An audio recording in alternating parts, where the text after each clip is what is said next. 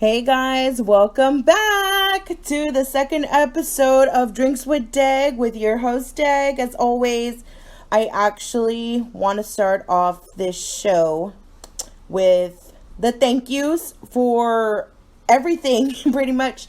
Thank you guys so much for listening to the first episode. When I just checked right now, I had 69 listens, which is a pretty cool number.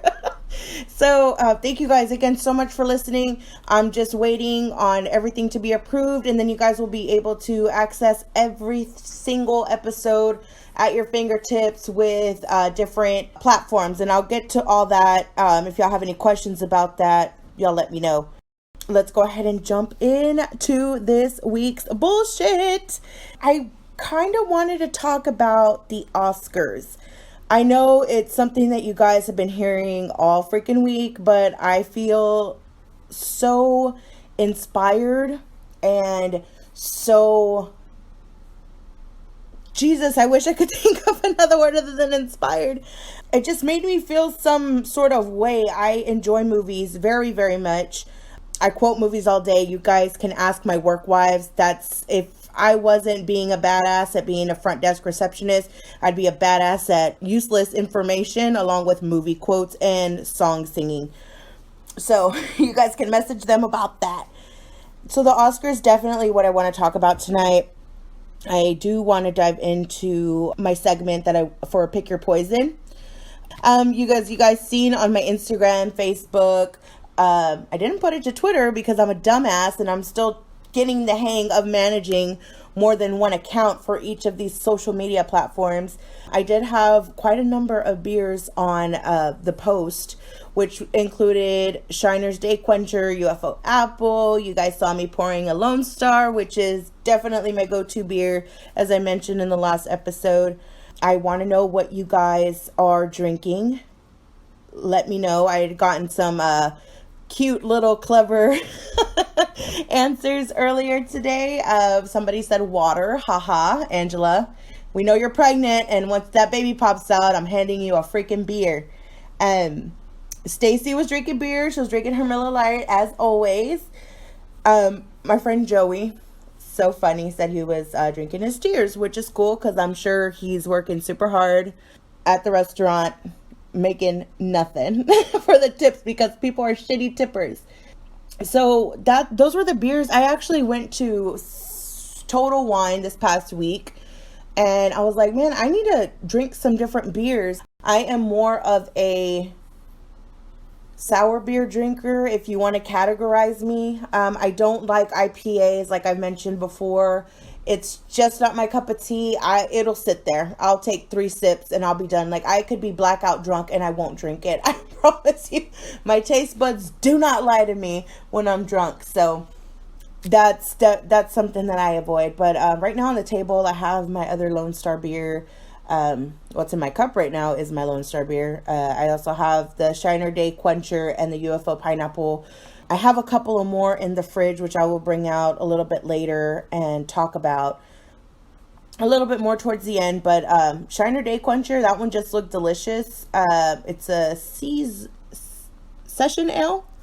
I'm not exactly sure what that means, but it's Shiner, so they never disappoint, ever.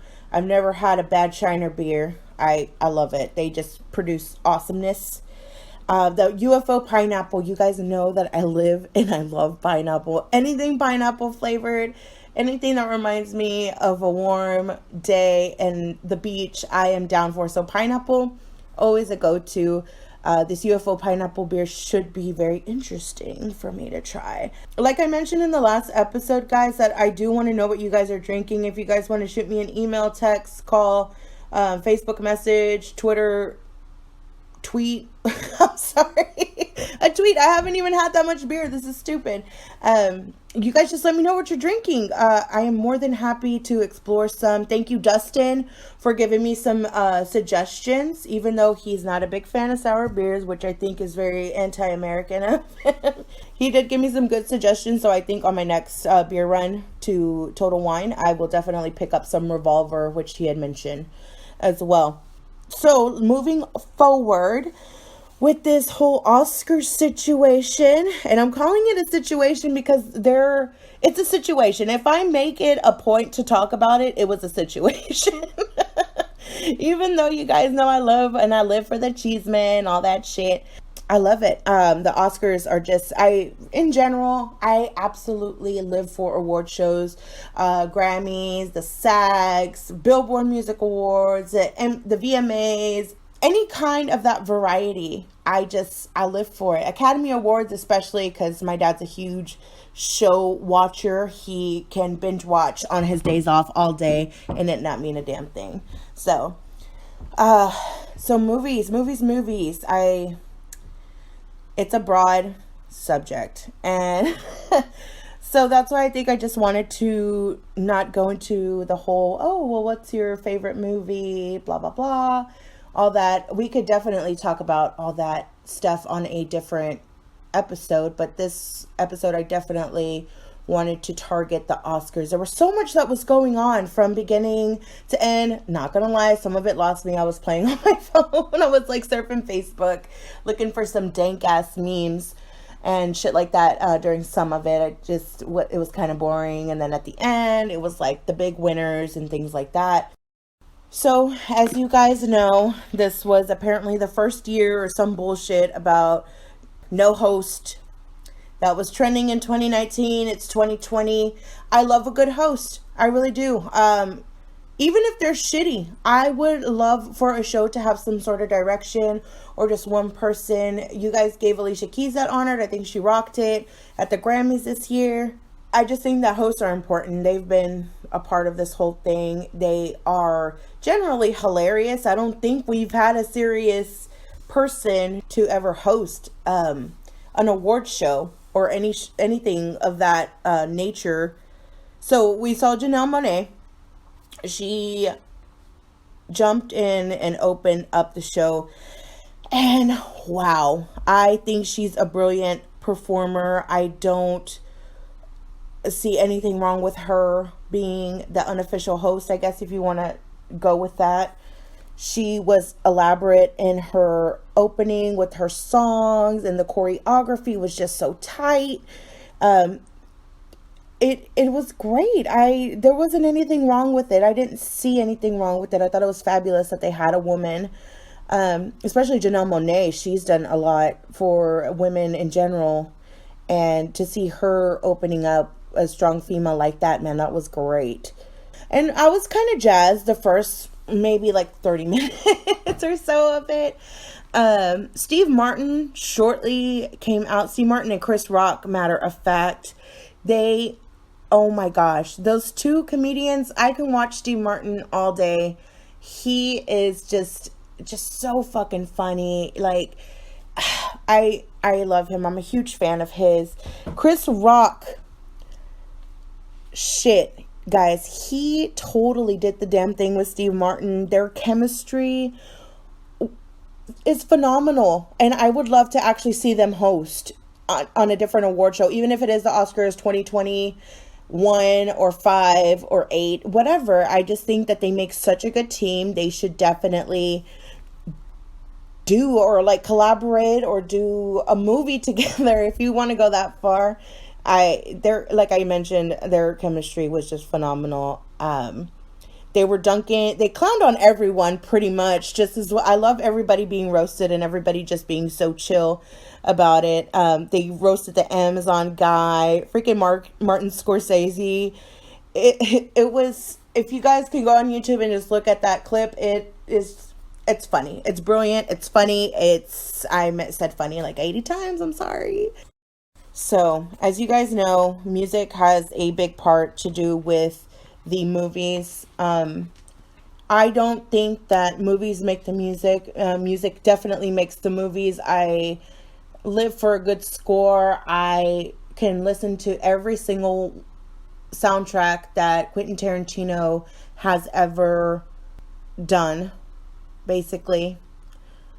Anything from Pulp Fiction to Reservoir Dogs to Death Proof to Kill Bill, 1 and 2, fuck it, 1 and 2.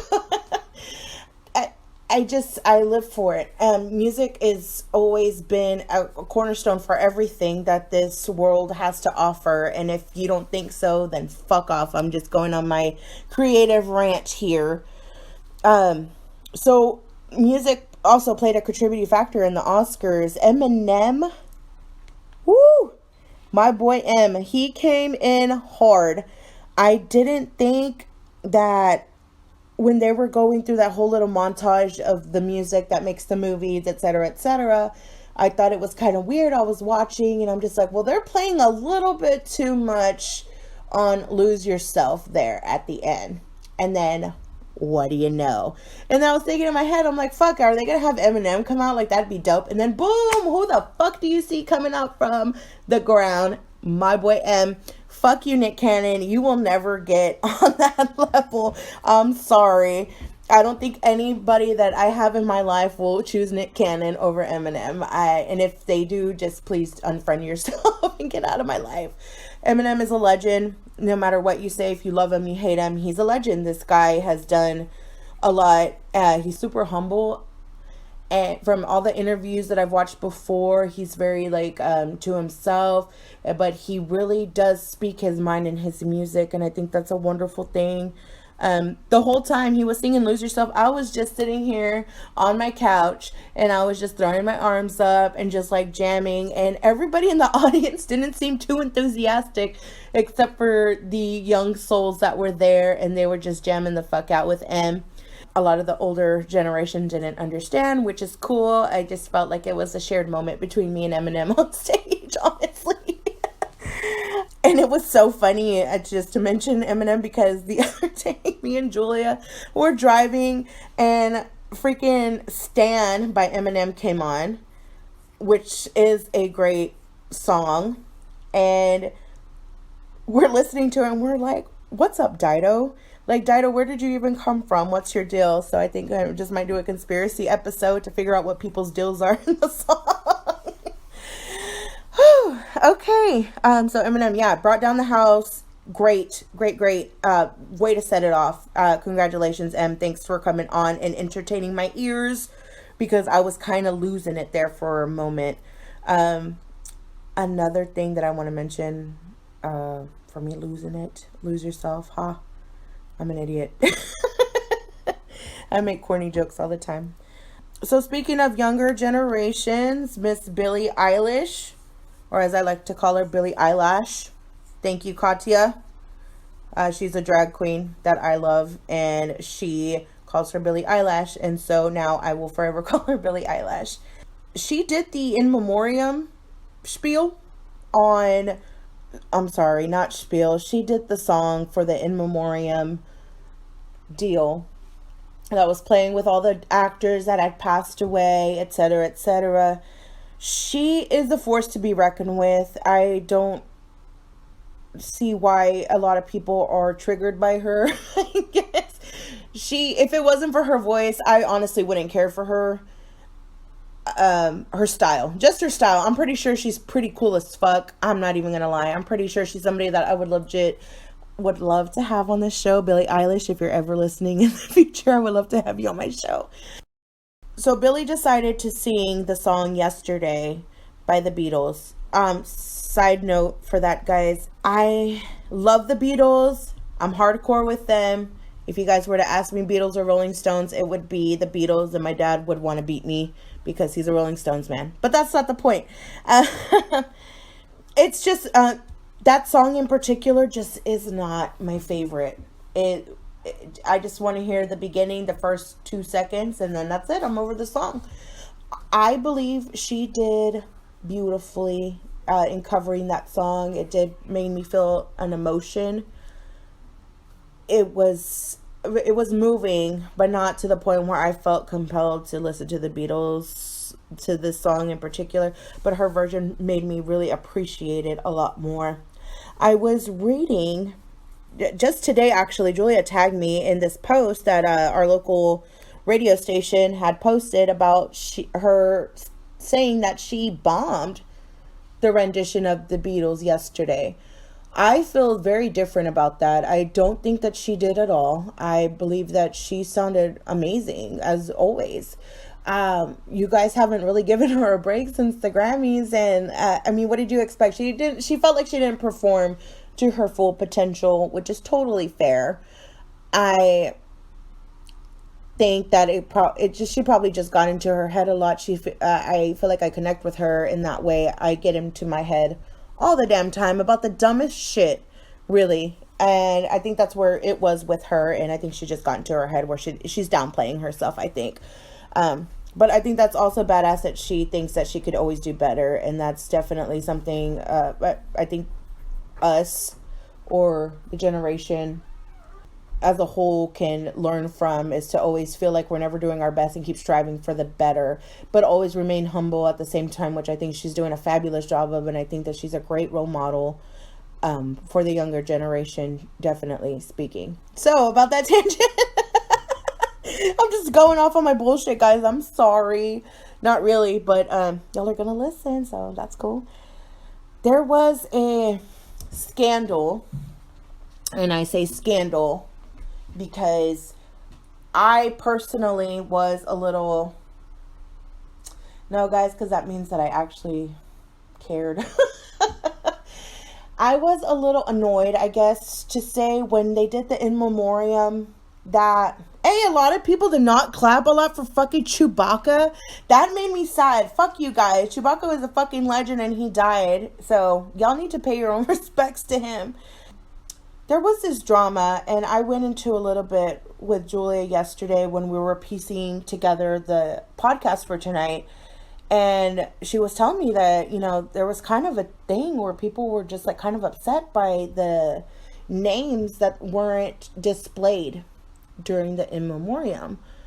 And I thought, what? And that was an automatic thing for me, because I know people have certain heroes and icons and people who, personal heroes at that, who are not mentioned, and that kind of bums you out, because you're like, they deserve every inch of this bullshit. Just because they weren't mainstream doesn't mean anything. Now, I'm not saying that the Oscars had exclusively included actors only. No, of course they branched out and they reached like a whole different level of audience with composers, directors, cinematographers, things like that, of that nature, and that's cool. But they left out some important people, and that, I understand that would trigger people in a way. One of them I did feel triggered. Let's go through the list right now. First was Luke Perry from 90210 and Riverdale. You guys, if you guys don't know who Luke Perry is, don't listen to the rest of my show. Luke Perry, he was very known. He was such a teenage heartthrob. I know a lot of my older, my brother's friends were so in love with Luke Perry. I mean, he was a stone cold fox. Like, I was like, I get it. Like, I'm 6, but I get it.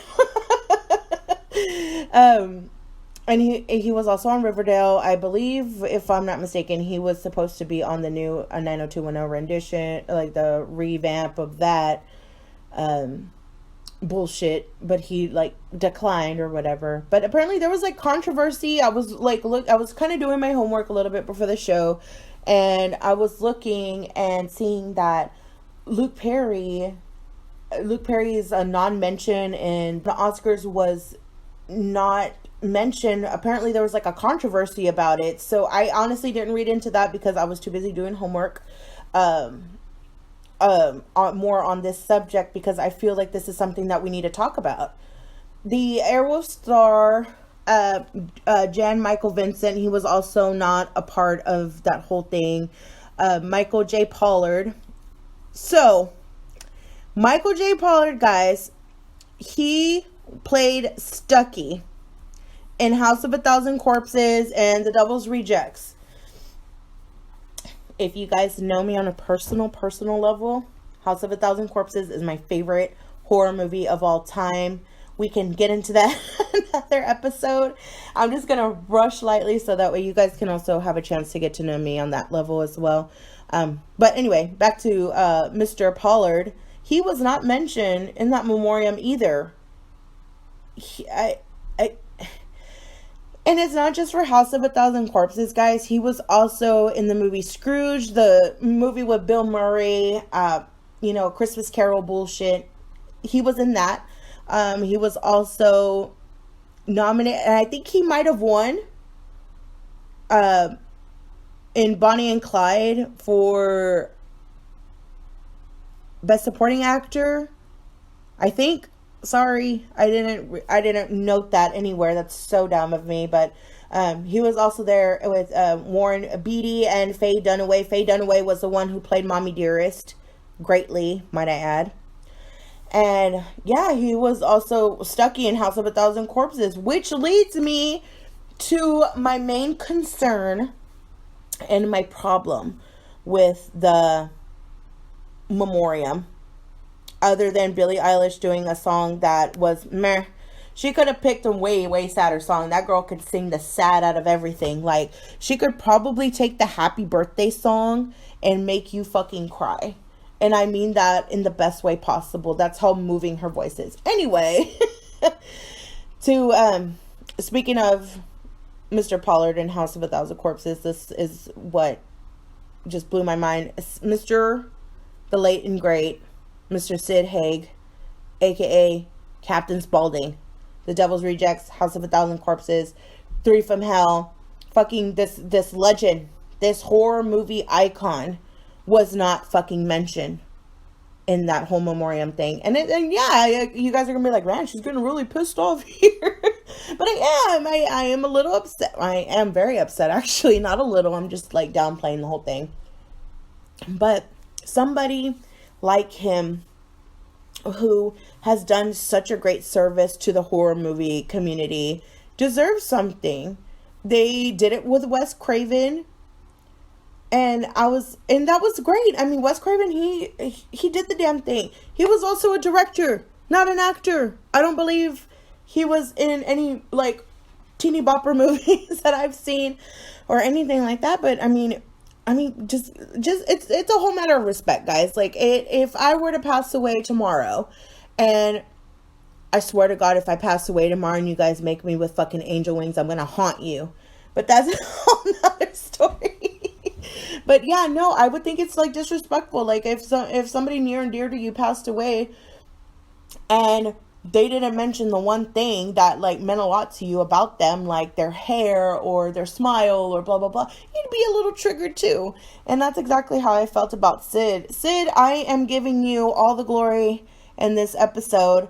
This one's for you, actually, dude, because you are an icon. You are the man. You're Captain motherfucking Spaulding, okay? And you just calls them like you sees them, okay? Okay, and I'm off of my soapbox on that. So moving on from the whole scandal and Captain Spaulding, which I went on for a little while, but I don't care. I feel very strongly about him. Let's go to the third thing in music, which was seeing one of my idols. Oh my gosh, I could speak a million days about Sir Elton John. The motherfucking Piano Man was at it. He was nominated for Best Original Song, and he won. Fuck you, Frozen. You guys were not cool enough to sit with the cool kids. Even though they did a pretty amazing song. Elsa kills it every time. The original song that they had, which I don't even fucking know, but they came out in different languages singing it, and I was like, oh, well, that's pretty Gnarls Barkley. But this segment, this part is about Sir Elton John. I live for everything Elton John. I had this weird obsession when I was like 8, probably sooner. My dad's song to me was Benny and the Jets, and this was before it became super cool on 27 Dresses. That was just my jam. And then when I got older and I started buying my own CDs, Elton John's Greatest Hits was definitely one of the ones that, it was a 2 CD-er. Okay, guys, that's how far back that went. I wish it was on tape so I'd sound a lot cooler. But it was on 2 CDs, and I wore the fuck out of them. I did. I can have people vouch for that. Actually, they were scratched up, but I could listen to Elton John for days. I would listen to him in the shower when I got up in the morning to get ready to go to school, and every song that he made is like, it's gold. It's gold. Candle in the Wind, freaking Lion King. Thanks Elton John for that. He just, like I said, everything that he touches turns to gold. Even Lady Gaga apparently is the godmother to his kids, so that's even fucking cooler. Like, you don't get any cooler than that, honestly. So congrats, Elton. You definitely deserved it. You seemed very nervous and very excited and very surprised to win something like that, but you earned it. Absolutely earned it for Rocket Man. I haven't watched the movie. I know, shun me now. I think it's going to be one of those movies where I'm going to have to just have some hard liquor and watch it, just like I did with the Amy Winehouse documentary, which is something else I'll get into another day. I just feel like it's too much. It's too much, guys. For animation, I feel very strongly about animation because it is one of our things that keep us connected to our childhood. Toy Story 4 won for best animated movie, I think. And the best animated short went to Hair Love. Guys, Hair Love, if you guys have not seen it, is such a cute cartoon in general. The meaning behind it is so powerful regarding an African American fella and his daughter trying to get her hair to look as good. And I've seen a lot of my peers with their daughters, and I see them like trying so hard to be Mr. Mom, basically. And it's amazing that they were able to capture all of that into a cartoon. The winners had shouted out the guy from the kid from Houston who was on Ellen for that huge hair controversy. I didn't read much into it. And I know I should have. I'm sorry, guys. I just didn't do some of my homework before the show. Just gonna be honest. And it was a very beautiful speech, and those two winners look like they're gonna make something big of themselves. I hope they do something with Disney or Pixar or freaking DreamWorks. Shit, I mean, literally, they have a fucking Oscar behind them. Who wouldn't hire them at this point? All right. And so we're actually going to bring out the bigger guns. You guys feel like, oh man, she went in pretty hard with all that trivial stuff. But let me tell you guys, details make up the big picture all the time. If you guys do not pay attention to details, you guys will not get a good big picture. And that's what I'm about. So anyway, life lesson. Brad Pitt, congratulations. Good hunk of man, Sir Benjamin Button. For your first acting Oscar. His first Oscar was actually for directing 12 Years a Slave, which is a great movie. Highly recommend you guys watching in your free time. He won for his for Best Supporting Actor in Once Upon a Time in Hollywood. I spoke it into existence, guys, and I knew that fucking movie was gonna win something. I was gonna be more happy with some more awards, but I was totally happy because Brad Pitt, he earned it. He earned it, dude. He was such a good supporting actor. But next to Leo, which everyone knows I have my own personal thoughts about Leo, and they're okay. They're they're not good, they're not bad, they're just like, meh, yeah, it doesn't make a difference to me. He's done some great acting throughout the years. Finally got one for The Revenant, but that's a whole nother tangent. We're here to talk about Mr. Brad motherfucking Pitt, Mr. Jennifer Aniston. Once Upon a Time in Hollywood, like I said, guys, was the last movie that I went to go watch in the theater. I don't regret that being the last movie that I watched in the theater because it was astounding. Everything about that movie was just so riveting. It was very, very Quentin Tarantino.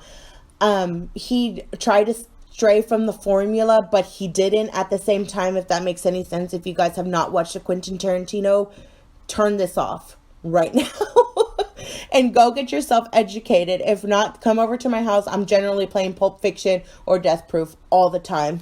I absolutely love, or Kill Bill, because I have my brothers here and they fucking love Kill Bill.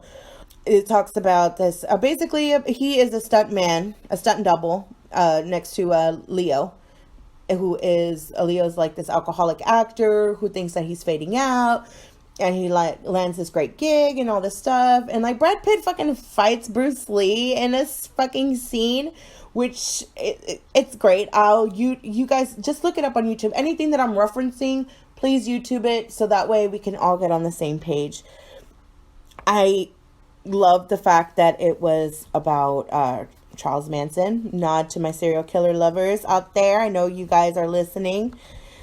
I love serial killers. Not to the point where you guys should be concerned, because apparently it's a normal thing, and I was a weirdo before for liking this stuff.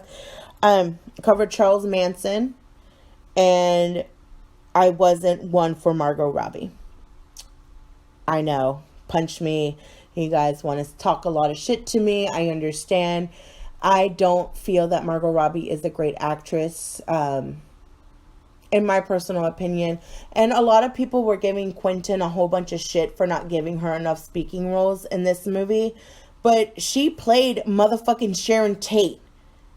And if you guys don't know who Sharon Tate is, and you guys are writing up on this fucking bullshit about equality and whatever, then you guys really need to educate yourself as to who Sharon Tate was and why this was a big part. She didn't do a lot of talking because of the simple fact that this was just a minor wedge in this pie that Quentin Tarantino had fucking made. I think that his acting director, it was about Leo and Brad.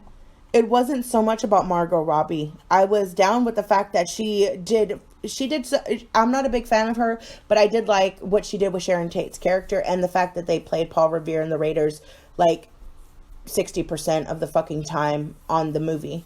And if you haven't watched the movie, please go out, buy it, rent it, whatever, stream it. I don't care. It's great. If you guys love Quentin Tarantino, then you guys will definitely love this movie. I will continue to talk about this movie over a beer any other day.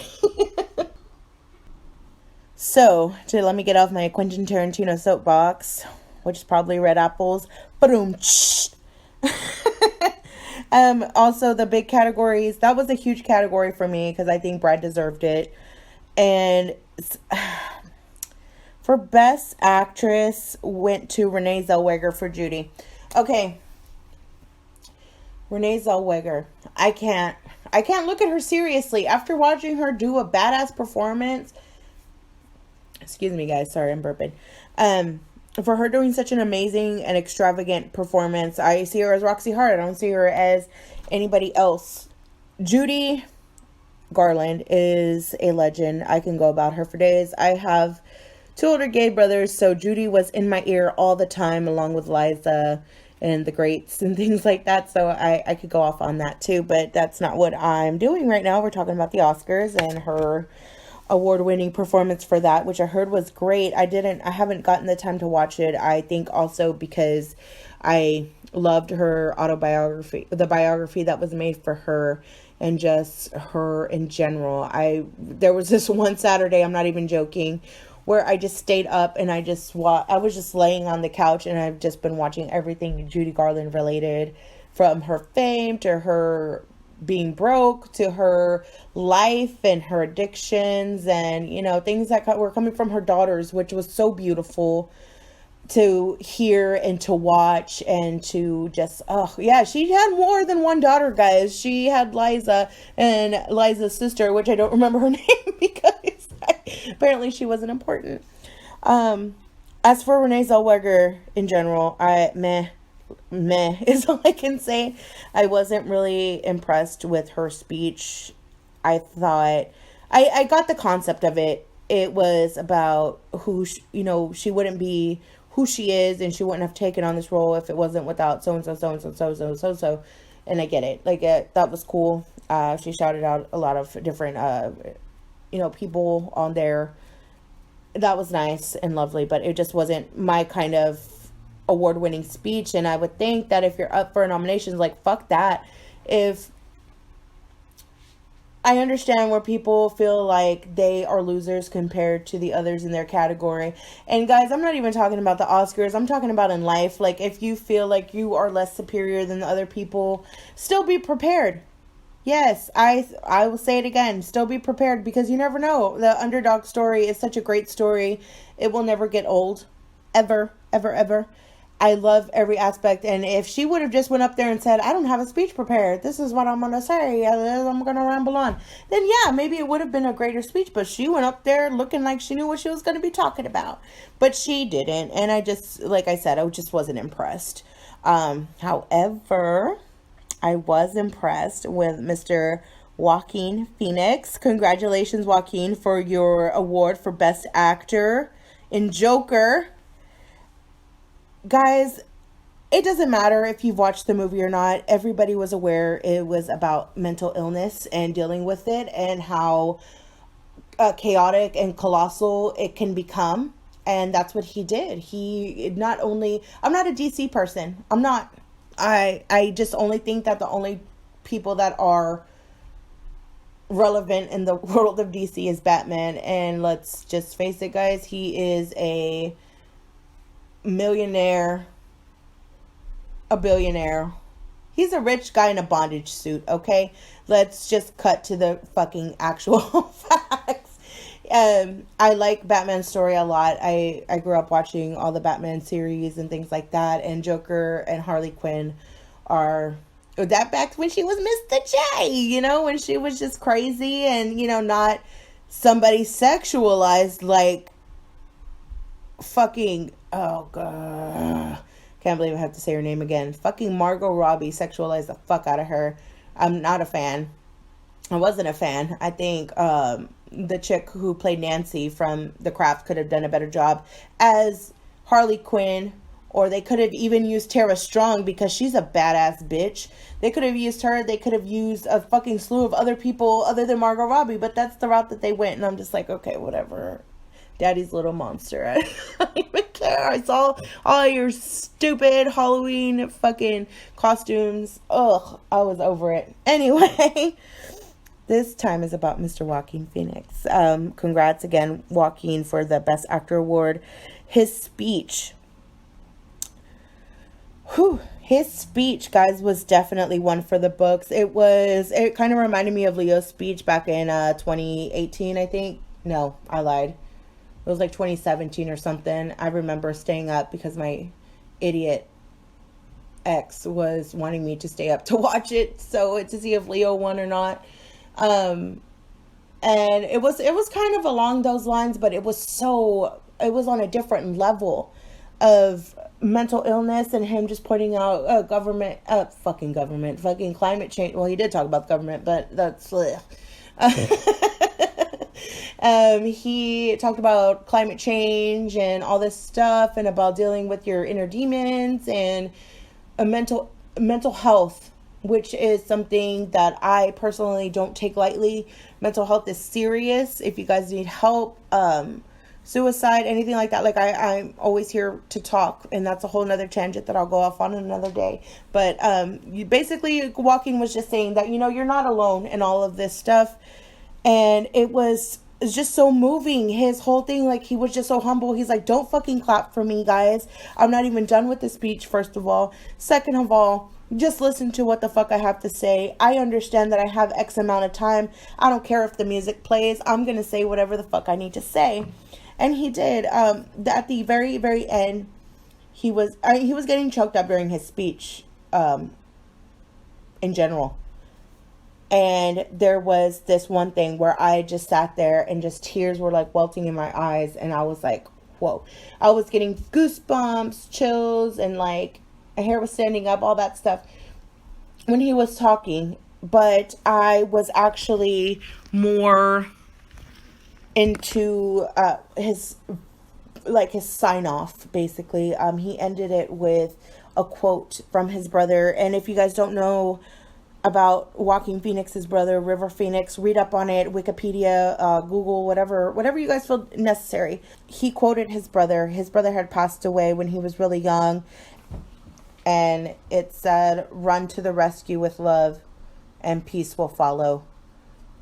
I just, oh God, just hearing him say that and his voice breaking and just all the emotion that he was succumbed to at that point, I can only imagine what he felt like for a minute there, I felt so, not like felt bad for him, but I was just like, people don't understand his nature and just who he is as a person, and everybody thinks that, oh, you're so serious, or you could be funny on a talk show, and da da da. It was just stupid, fucking, like, unnecessary bullshit whenever he went on these talk shows, but he was kind of fucking playing everybody like a fiddle, and I thought it was just outstanding as to the kind of complex person he is. Like, everybody thinks he's so serious and everybody doesn't want to work with him, and he mentions that in the speech that, you know, he was grateful for the second chances that he was given during his acting career, because it all led up to this phenomenal job that he did in Joker. And so back to the quote. I'm sorry, I'm just like totally rambling, but run to the rescue with love and peace will follow. Guys, that is so huge. It's so moving for his brother, for him to quote that, and for him to kind of share that personal thing with everybody. It's very moving to me, because that's something that you don't share with everybody, what your dead brother has said to you. And it's very beautifully said and very poetically put together. Joaquin, you deserved it, my dude. You are definitely not one for to shy away from anything. You are a force also to be reckoned with. You've been in the game for a long time. I'm just really glad that it took a great movie like The Joker to show people that. Yeah, it was just absolutely phenomenal. The hard part that I actually had with that segment, guys, for Best Actor was this gentleman here was also up for Best Actor. His name is Adam Driver. You guys, if you guys had ever watched that HBO show called Girls, he was in it. He played, oh God, what's her name? Oh, Lena Dunham's boyfriend or whatever. And he was kind of dorky looking, like in the beginning. If you guys look back at pictures of him back then, you were like, who is this guy? He's just like a bag of bones, and he's got big ears and a huge nose, and he's such a dick, and you know, whatever. But I actually had a crush on him then. I still have a Major Jones for him now. That hasn't changed. Adam Driver was also nominated for Best Actor for his role as Charlie in Love Story. Not Love Story, freaking Marriage Story. I always get that. I'm stupid. I always get that shit confused. But yeah, he was nominated for Best Actor for Marriage Story. And you know, so let me take you guys back to Sunday night. Sunday night for me was Oscars are coming on. I'm gonna watch a quick movie. Blah blah blah. You know, I'm just gonna get ready until it's 7:00 after everybody's walked down the red carpet. Blah blah blah. So on Netflix, because I was like, oh well, let me see what they added, and you know, it's et cetera. I saw the first thing that popped up on there was Marriage Story, and it was it's a movie also with Scarlett Johansson. Also not a big fan of her, but whatever. We'll talk about that on a different day, but it's mainly Marvel that I have, her and Marvel I just have an issue with, but we'll talk about that later. So they are playing husband and wife in this movie, getting a divorce, actually. It doesn't talk so much about what their son Henry goes through in this whole ordeal. It's them, what they go through, including lawyers and financial issues, and just kind of like how fucked the system is when you're getting a divorce. Like, you think it's so easy to get married, but it's also pretty fucking complicated to get divorced, because shit can go to trial, which I wasn't aware of. Like, I thought everybody went to court for divorce, but no. Apparently some people are actually civil about a separation and a divorce, which is weird. I'm talking about this on Valentine's Day. I don't mean to like be the Debbie Downer of that whole situation, but I'm just describing the movie, guys. I'm just describing the movie. It was, like the previews, whenever you scroll over on something, it shows you the previews. I was just enticed, honestly, with, so it basically in the preview, it was the dialogue between him and Scarlett Johansson describing how they are as a parent, and then it goes like into this like whole little deal about them separating. I'm like, oh, okay, that sounds pretty interesting. And I saw Laura Dern, which I'll talk about her in a minute. Laura Dern plays the lawyer of the chick, which I don't remember her name because I'm so in love with Adam Driver. So anyway, so I saw it, I was like, oh, okay, that looks pretty cool, his character in the movie, he plays this guy, Scarlett Johansson, been married for like 10 years, I think, something like that. They have a son, and he's basically going through this whole like custody battle. It's not like nitty gritty where she's a fucking bitch or whatever, because you see her point of view too.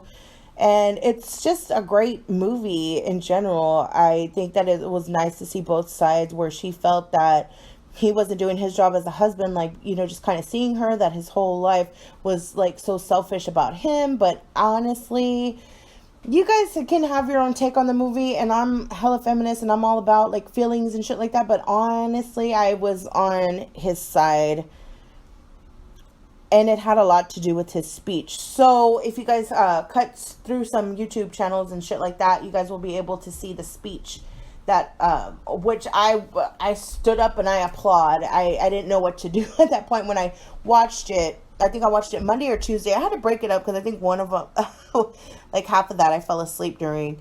And, well, it wasn't my fault. I was dead ass tired, and I was just doing my homework for the week.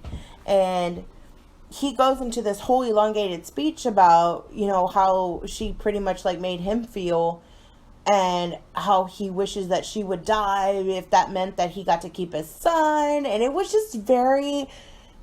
you're like, damn, that's fucked up. Like, that's fucked up. But Jesus, like, you feel that much. You feel so hard for your child, which I know some dudes don't. Hello, Felipe. He felt so hard for his son that it wasn't even like he loved her, but he also loved his son too. And he just pretty much just let her know where she stood, that he would pretty much rather her die than if that meant that he got to keep his son. And it's fucked up. You guys are going to be like, damn, that's kind of but it's like poetic in a way, because he is expressing that that's how much his son means to him. And by her putting him through all this lawyer bullshit was fucked up on her part, because that means that less time he gets with his son. And I get that you guys can kind of go with that with like Mrs. Doubtfire and stuff, because everybody knew that the character that Robin Williams played, he loved Daniel. He loved his kids more than anything, and he went full fucking drag for them. So, I mean, that's a whole nother thing about caring about your child. Like I mentioned before, Miss Laura fucking Dern. I am so happy for her. She plays the badass lawyer for Charlie's wife in the movie, and I'm like I'm at a loss of words right now, guys. She just kind of counterpoints everything, and she just like wants to fight for the woman, and she wants to like she's so fucking California cool about the whole thing, because the story takes place in California, and it takes place in LA and New York. Because Charlie, he runs like this theater company. Scarlett Johansson was an actress turned theater star, blah, blah, blah. Just watch the fucking movie, guys. I highly, highly, highly recommend it. I would probably give it like 9 stars out of 10. Definitely, I wouldn't rewatch it. It was a good enough movie that you watched it one time and you're like, okay, cool. No spoilers for the end. I will definitely not be talking about spoilers on here, especially because it's something that's so new, even though it said it came out in 2019. I don't believe that.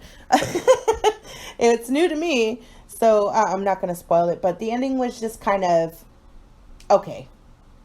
And that's all I'm going to say about that. And that's the tea. But about Laura Dern, she was injured. If you guys don't know who the hell she is, Google her. You're going to be like, oh, so that's that khaki short wearing bitch in Jurassic Park. Yeah, that's Laura Dern, dude. She was just a boss in the whole fucking movie. She was just a badass. She gave this really great speech about her parents, and it was lovely. I haven't really seen anything else by her. I know I'm a terrible person about that, but I guess it's because I'm just so particular about the movies that I watch on Netflix and other streaming services. Do you guys have that's actually my Netflix suggestion for the week or whatever. Marriage Story, watch it. It's on Netflix. The new To All the Boys That I Loved Before, P.S. I Still Love You, or some shit like that. That is also on Netflix, which I am actually going to try to watch this weekend sometime. and get to that, because I'm a sap. Sometimes I'm a fucking sap for some romantic ass movies, like My Best Friend's Wedding is one of my favorites. Return to Me. This one, actually, To All the Boys I Loved Before, I loved it. I've watched it like 3 times. It's cute. It's adorable. How can you say no? I also rewatch a whole bunch of my favorite shows and movies. Things that I'm rewatching right now. I just finished. Nope. I haven't finished yet. I think I'm on the last season, towards the last episodes of Parks and Recreation. I know. You guys are going to be like, Deg, what the hell, man? You're supposed to be watching The Office. No, guys, I'm sorry. Jackie, I'm sorry, because Jackie was my old coworker and I miss her so much.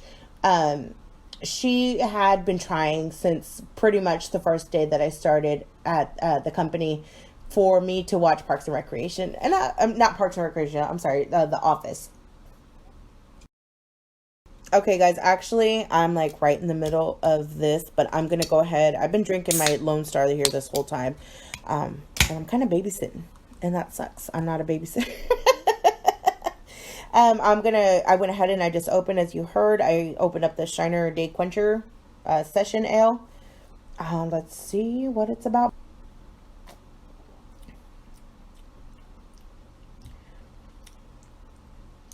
I feel like I've tasted it before.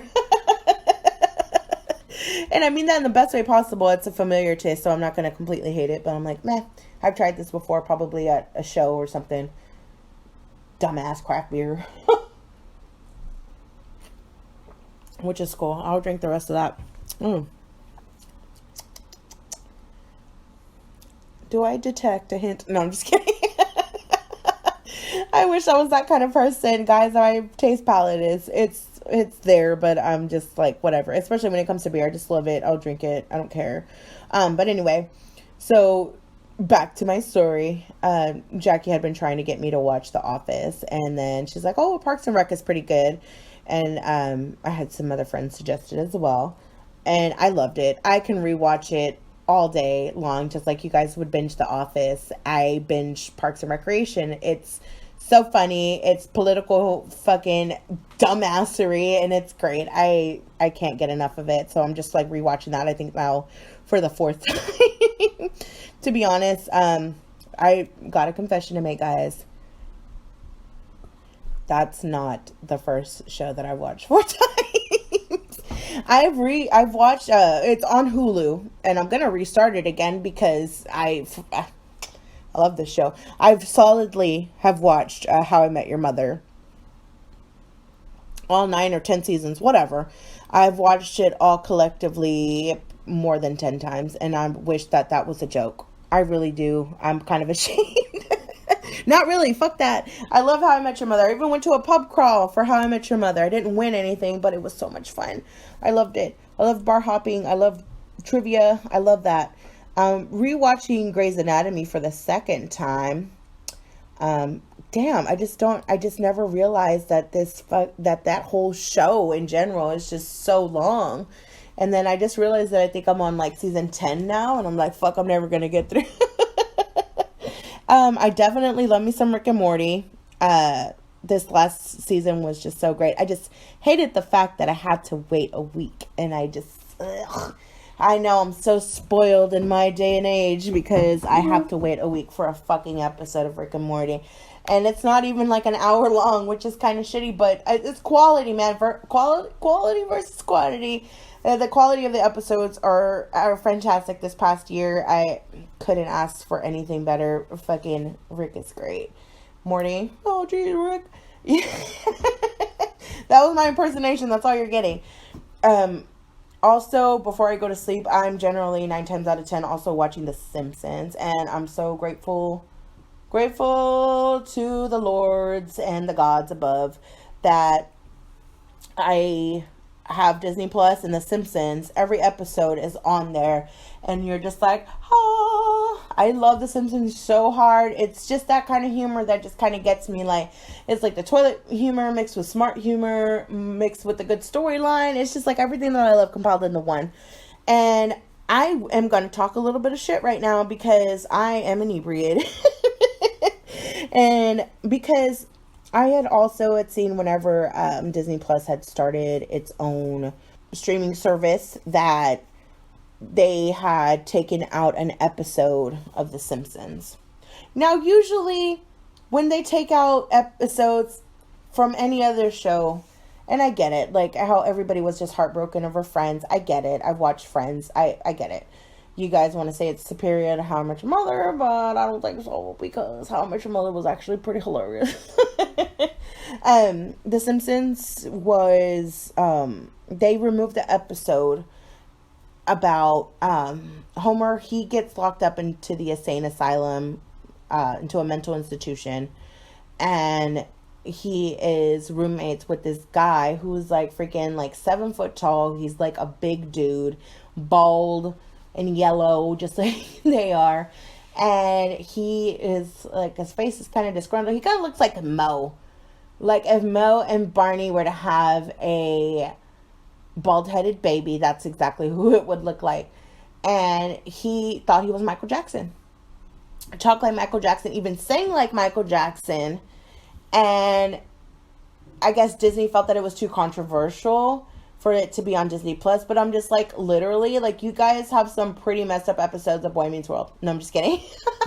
But I will talk about Boy Meets World at any given point in time. Don't even get me started. No, but I just, with the other things that Disney has offered, I honestly don't think it's the most controversial thing. They feel like it wasn't appropriate. Michael Jackson is dead. May he rest in peace. It's done. It's over with. I think that they made it more of an issue by taking it out than by leaving it there. If they would have left it there, maybe some people would have gotten triggered or like upset or whatever, but I think they did more damage by taking it out than leaving it in. That's my opinion on that. So yeah, if you guys have any shows that you guys would like to suggest, I am more than happy to like check it out, or maybe think about checking it out, because I'm such a weirdo about my shows and things like that. So yeah, like I said, I'm gonna put up all of my information, the Twitter, you guys can reach me on my page as well through Messenger, or even on my personal page. It's actually easier for me to go through my personal page, to be honest. Twitter, Instagram, Gmail. I'm going to give you guys my email address for the show. And you guys just hit me up through there. And I'm more than happy to answer any questions or concerns. I have gotten some great... my niece actually called me before the show, and she was just like giving me suggestions about it. And she was mentioning how I say holy a lot. Guys, I was nervous my first show. I'm still pretty nervous on this show, actually. But she was just like, Aunt Deg, you have said holy like so many times. And I was like, no, what I said a lot was amazing, because I thought everything was amazing that night. So if you guys have any questions, concerns, things that I could probably talk a little bit more about or a little bit less about, I am open to any kind of criticism, good, bad. But honestly, just thank you guys so much for the support. I haven't gotten really anything negative back from you guys. I can't thank you enough. Oh, I owe everything to you guys. Since today is February the 14th, it's a Friday. I want to say happy Valentine's Day to my parents. It is their anniversary. Happy 37th anniversary, you crazy kids. I actually kicked them out, guys. I kicked them out to go eat, so that way I could have the apartment to myself. And I can record the podcast for tonight. Also, shout out to Martha and David. They are also celebrating their wedding anniversary. Congratulations, guys. Also, I need to send a special Valentine's Day out to my best friend, my editor, my comrade, my right-hand lady, my little Judy this side of St. Louis, Julia motherfucking Bites. She is at her art show at this moment. She had another one tonight, and this is the first one I haven't been to. She's already done like 3 or 4. This is the first one I haven't been to. I feel like such an ass for not being there, but she understood. She knows that I had to do the podcast tonight, and I just want to wish you good luck with the show. It's at Insomnia Gallery, guys, here in Houston, right there off a telephone. Just Google it. Go show some support for your local artists, even more for my best friend because she's my best friend. Hashtag Julia Bites Art. Anything that you guys look for in that hashtag, it's there. If you guys see anything in particular that you want me, that you guys want or whatever, message me and I'll let her know. We'll go from there. I'm pretty sure that that's pretty much it that I want to talk about this week. I thank you guys for listening again. Next week, I don't know what I want to talk about yet because I just felt so moved by the Oscars. I will be taking suggestions. Maybe. I don't know. I haven't found my go-go juice, my reason for the next podcast. But yeah, like I said, if you guys are doing any, or if you guys are drinking anything this week that you guys feel like I should check out, more than definitely, I will. I will probably bring out the other beers on this show. The Day Quencher and the UFO Pineapple. Shit, I haven't even opened the UFO Pineapple. Let's do that right now. The Day Quencher's still sitting there, guys. I haven't even, like, drank it. I'm drinking, like, the ends of my fucking Lone Star. It's pretty solid open. Okay, it's called, UFO Pineapple. It smells like fucking pineapple juice, guys. I'm not even gonna fucking lie. It says this luscious Hefeweizen burst with tropical flavor. Sounds exotic. From Boston, Massachusetts, and Windsor, Vermont. It's employee owned, and it's got little UFOs on it. Oh, cute. Oh my god, I just put a little bit on me. Oh, smell like pineapple. It says your daily rendezvous with paradise awaits with this sunny tropical escape. Aloha. So do I repeat it again since aloha? Whatever. Anyway, it smells like pineapple, guys. It really does. Let me taste. Holy shit. That I said holy one time, Miranda. Fuck. This tastes like fucking pineapple juice with like a light beer, and it's that's real smooth. Oh man, I'm gonna get in trouble with this. Yeah, I'm gonna get in trouble with this. Oh my god. Oh, hello. No, this beer is delicious. I already posted the beers on the Instagram, guys, if you guys want to check them out. And I haven't reviewed the other beers, but I'm hoping to do so on the next show because I realized that I'm hella cutting into time here. If you guys have any suggestions for the next show, email me, tweet me, Facebook, Instagram, find me on the gram, Drinks with Deg, anywhere. Even if you hashtag it, Drinks with Deg, I'll be going through it throughout the week. No worries. Well, that's it for tonight's show, guys. I love y'all. Thank y'all again for listening. Till next time, stay tuned.